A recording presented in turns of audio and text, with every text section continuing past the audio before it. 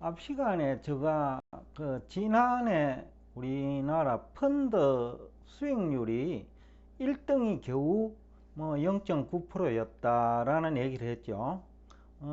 펀드가 아마 자산운용사가 470여 개가 되니까 펀드 숫자가 한 2, 3천 개 될 거예요. 근데 그 2, 3천 개 중에서 한 개 정도가 플러스 수익률인데 그것도 0.9%. 그러니까 약 한 99.7%가 실패한 거죠. 한 개를 제외하고는 뭐 다 실패했다고 볼 수 있는데, 심지어 국채 투자 수익률도 마이너스 15%니까, 또 국채는 주로 경제학 전공자가 운용을 해요. 왜냐면 이게 금리하고 관련되어 있기 때문에, 또 경제 성장률하고도 관련되어 있고, 그런데 이제 경제 성장률 잘 예측 못하면 국채 투자 수익률도 마이너스 날 확률이 아주 높죠. 그래서 오늘 제가 이 주제를 가지고 나왔는데, 앞 시간에 여러분들이 그 투자 수익률이 낮은 사람은 왜 그 수익률이 낮은지, 그리고 또 성공한 사람은 과거 자료를 가지고 앞으로 어떻게 해야 되겠다. 과거 다수가 실패했으니까요. 그런 측면에서 여러분들에게 한번 과거를 반성하고 또 수익률을 높이고 위험을 최소화할 수 있는 방법이 뭐냐라고 얘기를 드린 것 같아요. 그러니까 각자가 한번 자기 투자 행태에 어떤 문제가 있었는지, 그리고 또 개선해야 될 점 뭔지라고 시간을 좀 드렸어요. 그래서 한 2, 3일 시간을 주고 오늘 포유환율연구소가 그 원인, 다수가 이제 실패했으니까, 미국도 마찬가지고 한국도 마찬가지고요. 대부분은 이제 종목을 중시하잖아요. 그죠? 투자하는 사람들도 그렇고, 또 유튜브 공간에서 전문가로 활동하시는 분들도 대부분 종목 중심으로 얘기하는 것 같아요. 제가 또 투자 분석 팀장 할 때도 애널리스트 다수는 그 종목을 중시하는 분석을 하더라고요. 그런데 이제 그런 분석을 통해서 또 회의까지 해요. 왜냐하면 애널리스트도 여러 명이 있으니까, 또 펀드 매니저도 참여해가 회의도 하고 그래요. 그럼에도 불구하고 성과가 안 나온단 말이죠. 그러면 이 이유가 뭐냐라는 거죠. 그리고 또 대부분 펀드 종류들이 지수 추정형이 있고, 그 다음에 업종, 반도체, 에너지, 농산물 또는 테마주, 메타버스, 차화정, 그러니까 자동차, 화학, 정유 이거죠. 차화정, 친환경 등 테마도 많죠. 그런 식으로 종목을 또 10 내지 20여 개 선정도 해요. 대부분은 이제 지수 영향도가 높은 종목을 많이 편입은 하는데, 근데 이제 그 과정, 그러니까 회의를 해요. 애널리스트도 과장급이 참여하고, 펀드 매니저도 좀 능력이 있고 경험이 많은 펀드 매니저가 참여하고, 또 상품 개발 팀장도 회의에 참석을 해요. 그래 가지고 이제 상품을 개발하는데, 그게 이제 운용을 하다 보면 그 결과론적으로는 잘 안 된단 말이에요. 그리고 여러분들이 또 종목 선택하는데 이참에 제가 몇몇 저한테 상담을 하신 분 몇 분을 보니 돈은 얼마 안 되는데, 즉 1, 2억 정도 돈을 가지고 종목을 막 10개씩 편입을 하더라고요. 그러니까 자신이 없으니까 그렇게 하겠죠. 혹시라도 이렇게 하면 이 종목은 그 중에서 괜찮지 않을까, 또 저 종목은 괜찮지 않을까, 이런 어떤 막연하게 이제 종목을 여러 개 넣는 것 같아요. 근데 그보다 더 중요한 거는 어디에 언제 투자할 것이냐라는 거죠. 그걸 알려고 하면 어떻게 해야 되겠어요? 우선은 경제가 어떻게 돌아갈 건지 알아야죠. 즉 경제 성장률, GDP 성장률. 뭐 한국도 마찬가지고 그 다음에 미국도 마찬가지고 제가 이제 2021년 9월에 이제 방송을 시작하고 3월부터는 8.15에서 활동을 했는데 그때 이제 중국에 하지 마라라고 하는 것도 중국 경제를 부정적으로 본 거예요. 그 다음에 그 하반기 이후에 뭐 9월부터 한국 주가 지수를 뭐 6개월 이후에 그 당시 3200 할 무렵인데 2800, 500까지도 각오하라. 그 얘기도 경제 성장률과 관련된 얘기예요. 그걸 먼저 봤다라는 거예요. 점검을 할 때 종목을 먼저 보는 게 아니고 큰 그림부터 먼저 보는 거죠. 왜냐면 우리나라 경제 성장률이 안 좋다라는 얘기는 뭐 예를 들어서 건설 경기가 안 좋다라는 얘기를 뭐 지난해 2021년 12월에 했죠. 우리 대표님하고 얘기는 2021년 6월부터 부동산은 떠나야 된다라는 얘기를 했거든요. 그 당시 또 우리 대표님은 반론을 제기했어요. 지켜보자고. 저하고 부동산만 얘기만 놓으면 어떻게 보면 대립도 하고 그랬어요. 왜냐면 한국에서는 부동산은 다 전문가예요. 근데 이제 눈에 보이는 것만 대부분 보니까 금리를 뭐 할 수 있는 위치에 있지도 않고 또 그걸 공부를 본격적으로 한 그 우리 대표님도 아니니까 그렇다고 환율도 뭐 저처럼 책을 여러 권 써본 것도 아니고 저하고 같이 있다 보니까 수준은 많이 높아졌지만은 제가 그래도 아무래도 우리 대표님보다는 조금 앞서가 있지 않을까 봐요. 근데 이제 우리 연구소는 그래요. 가장 먼저 점검하는 것이 매크로 점검을 먼저 해요. 가장 중요한 게 그 중에서도 경제 성장률 어떻게 될 거냐.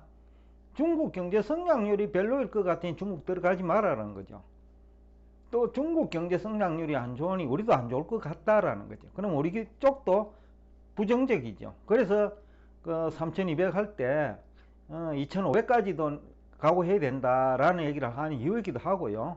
또 환율도 마찬가지죠. 이것도 거시경제 지표 중에서는 뭐 어떻게 보면 제일 중요할지도 몰라요. 왜? 이것이 또 경제 성장률에 절대적 영향을 미치거든요. 그러니까 환율 전망 능력이 없으면 또 경제 성장 전망이 안 돼요. 또 경제 성장률 전망이 안 되면 환율 전망도 안 되고요. 서로 이거는 그 밀접하게 연관 관계가 있기 때문에 뭐 물가 상승률, 경제 성장률, 환율 이 중에 하나를 잘 모르면 이 세 개 어느 것도 안 되는 거예요. 그 다음에 이제 저희들은 시장금리가 어떻게 될 건지를 봐요. 기준금리 아닙니다. 제가 지난 한 2, 3년간 기준금리 얘기 거의 안 해요. 왜냐하면 우리 경제활동 참여자들이 기준금리를 가지고 뭐 참여 안 하잖아요. 뭐 대출 받는 것도 시장금리, 은행이 회사채 발행하는 것도 시장금리, 또 일반 기업이 회사채 발행하는 것도 시장금리, 또 신용도가 낮은 기업이 발행하는 또 시장금리, 신용도가 높은 기업이 발행하는 시장금리, 또 만기구조에 따른 시장금리. 그러니까 채권도 주식처럼 종목이 많아요. 한 1000여 개 돼요, 종목이. 채권도 주식만 1000개, 2000개 되는 거 아니에요, 종목이. 채권도 종목이 막 1000개, 2000개 가까이 돼요. 그러니까 그거 하나하나를 고르기 힘든단 말이죠. 그래서 탑다운 방식을 선택하는 거죠. 중요한 게 탑이 이제 환율, 경제 성장률, 물가, 뭐 시장금리, 또 다른 어떤 전문가들이 그 접근 안 하는 분야가 시장금리하고 화폐 유통 속도죠. 기준금리는 다 얘기하잖아요. 그런데 지난해 10월처럼 기준금리 올려도 시장금리는 내려올 수 있거든요. 그러니까 기준금리 중심으로 해봐야 크게 도움 안 돼요. 그게 이제 다른 경제 전문가와 포유 환율 연구소의 차이기도 하고, 또 환율 쪽에 포유 환율 연구소가 뭐 미국, 뭐 유럽, 그리고 한국 뭐 어떤 뭐 전문가와 비교할 때도 하더라도 환율은 앞서 있다고 보거든요. 그러니까 이것이 이제 경제 성장률 전망에도 앞서고, 그 다음에 환율 그 자체 분석에도 앞서고, 그러다 보니 시장 금리도 다른 경제 전문가들보다 앞서가 있고, 또 그걸 하니까 화폐 유통 속도를 하는 거예요. 그러니까 이 그 탑다운 방식이 아주 좋은 방법인데, 대부분의 이제 경제 전문가들이 뭐 교수 정도는 뭐 이걸 다 모르거든요, 어느 하나. 그래서 이제 뭐 대부분 종목 중심으로 접근하는 것 같아요. 그렇지만 이제 포유환율연구소는 매크로부터 먼저 일단 그 전망, 현황 분석 다 해요. 저희들이 이제 뭐 방송은 15분 안팎으로 얘기를 하지만은 제가 생각하는 거는 2시간, 3시간이에요. 어떤 분들은 그냥 그 생각나는 대로 얘기하는 것 같아도 이 자료 하나 만드는데 2시간, 3시간 생각을 한단 말이죠. 그러니까 경제 성장률은 어떻게 될 것인지, 물가 상승률은 어떻게 될 것인지, 환율은 어떻게 될 것인지, 그리고 기준금리를 올릴 경우에 시장금리는 또 어떻게 될 것인지, 또 분야별로 화폐 유동 속도는 어떻게 바뀔 것인지, 뭐 그런 거 다 생각을 하고 그 다음에 그 테마를 얘기하든 아니면 그 종목을 얘기하는데, 종목조차도 포유환율연구소는 성장성 그렇게 중시 여기지 않아요. 왜냐하면 탑다운으로 들어가기 때문에 성장성 별로 중요하지 않다는 거죠. 수익성만 받쳐준다면 잘 될 때는, 즉 경제 성장률이 회복될 때는 뭐 성장주 중에서 고르면 되는 거예요. 수익성도 있고. 그러니까 또 올라갈 때도 상승 확률이 높고요. 내려갈 때는 리스크 관리가 돼요, 이 방법이. 리스크 관리도 되면서 또 다른 한편으로는 수익률도 올라가죠. 그래서 앞 시간에도 제가 얘기를 드렸습니다만은 미국 그 다음에 한국 포함하더라도 헤지 펀드 수준의 수익률을 직접 하진 않았지만은 우리 대표님 그 6개월밖에 안 됐는데도 그 미국 펀드 그 수익률 중에서는 최상위권이고, 그러니까 그 뭡니까 아크 펀드를 운용하는 돈나무 언니와 비교할 수 없을 정도로 우리 대표님 수익률이 높고, 그 다음에 연초에 했으면 그것도 했겠죠. 인버스도 그런 식으로 했다고 하면 뭐 미국 헤지 펀드만큼 나왔을 거고, 그리고 이제 경력이 뭐 6개월밖에 안 되니 미국에는 안 한 거예요. 엔비디아 좋은 줄은 아는데 밤에 뭐 잠 안 자가면서 그 구경하기 싫다. 그러니까 한국 주식 하는 거예요. 여러분들처럼 밤에 밤잠 안 자고 젊은 사람인 것 같으면 엔비디아 했겠죠. 그러니까 결국은 이제 중요한 것은 탑다운으로 가야 된다는 겁니다. 탑은 거시 지표, 즉 매크로 변수다라는 거죠. 경제 성장률, 물가 상승률, 환율, 시장금리, 기준금리 아닙니다. 그 다음에 화폐 유통 속도. 제가 그동안에 부동산이 안 좋으면 부동산은 화폐 유통 속도 확 현저하게 줄죠. 그 대신 그 돈이 어디로 간단 말이죠. 지난해 10월 이후처럼. 그러면 이제 그 국채 시장의 화폐 유통 속도가 빨라지고, 그리고 또 그 돈 흐름이 또 그와 관련된 뭐 주식도 있을 거고요. 금리와 관련된 뭐 나스닥이 그 대표적이죠. 그런 쪽으로 종목을 정하면 되는 거예요. 그래서 매크로를 알지 못하면 종목 선정 자체가 성공하기 힘들다는 거죠. 그래서 탑다운으로 갈 때 이게 성공할 수 있다라는 얘기를 하고 싶어서 오늘 이 주제를 가지고 나왔습니다. 그 결과, 그러니까 2022년 1년을 놓고 보면 대부분이 이제 경제 성장률 전망에 실패했죠. 특히 미국 경제 3분기, 4분기, 원래 1분기 다 침체라고 봤단 말이죠. 포유환율 연구소는 그걸 제대로 분석한 거죠. GDP 성장률 이걸 가지고 강의를 하더라도 2시간은 해야 뭐 여러분들이 이해라도 할 건데 아마 국내에서 GDP 가지고 2시간 강의할 수 있는 사람이 몇 명이나 되는지는 모르겠는데 거의 없을 거예요 아마. 그러니까 포유 환율 연구소 그만큼 이제 디테일하다는 거죠. 어느 하나하나도 GDP 성장률 하나도 우리 국내 경제학 교수들하고는 클래스가 달라요. 디테일해요. 그 다음에 환율 전망도 마찬가지고 뭐 클래스가 다르잖아요. 그러니까 그런 부분에서 이제 포유 환율 연구소를 따라오지 못하니까 결국 종목 중심으로 갔고, 그러다 보니 대부분 99%는 실패했고, 우리 포유 환율 연구소는 우리 대표님 기준으로 하더라도 뭐 6개월밖에 안 됐는데도 불구하고 뭐 50% 가까이 되거든요. 그러니까 그런 것들이 이제 뭐 우리 일반 펀드, 우리 국내 일반도 아니네요. 거의 뭐 99.98%네요.